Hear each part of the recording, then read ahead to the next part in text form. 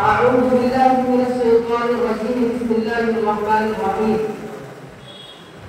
يا أيها الذين آمنوا اتقوا الله وكونوا مع الصادقين. وقال تعالى في موضع آخر: محمد رسول الله والذين معه أشداء على الكفار رحماء بينهم تراهم ركعا سجدا يبتغون فضلا من الله ورضوانا. رئيس الاحتفال المفخم وأساتذة الأفاضل وزملاء الأخيار والحضور في الحفل الميمون،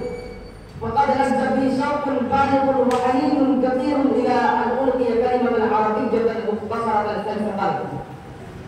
حول موضوع سنة الله تعالى في الأرض، والرجاء منكم أجمعين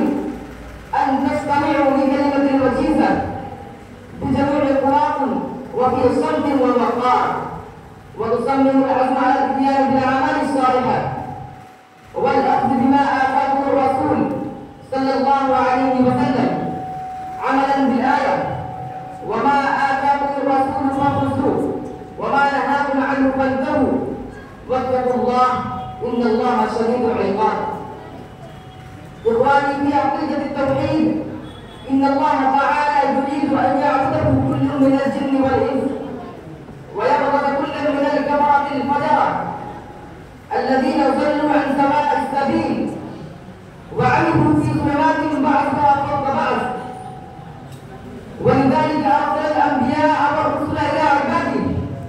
في عديد من الأزمنة وفي عديد من الأمكنة لإخراج الناس من الظلمات إلى النور، ومن الكفر إلى الإيمان، ومن الكفر إلى الصدق،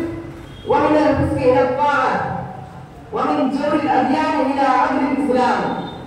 أخيرا ابتعث الله تعالى عبده ورسوله محمد بن عبد الله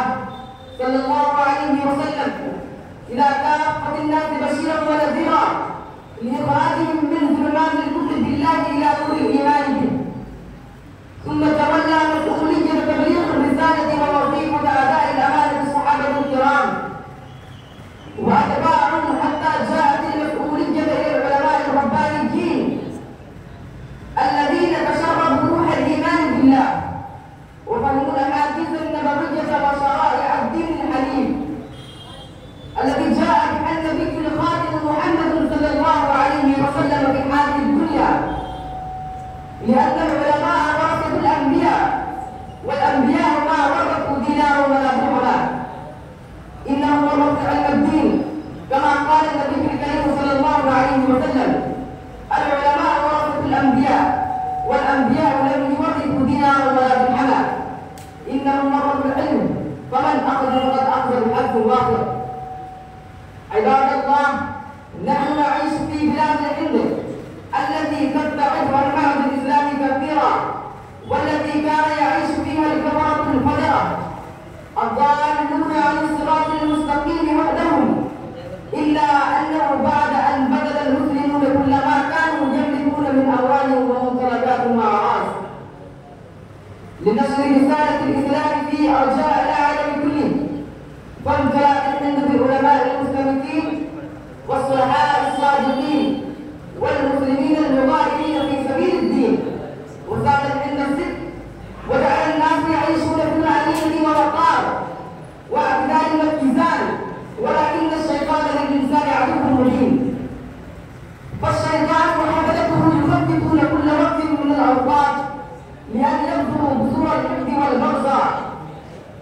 أخيرا أدعو الله تعالى لي ولكم جميعا أن يقدر لنا التوفيق الموفور بالخيرات، وآخر دعوانا أن الحمد لله رب العالمين. وبعد ذلك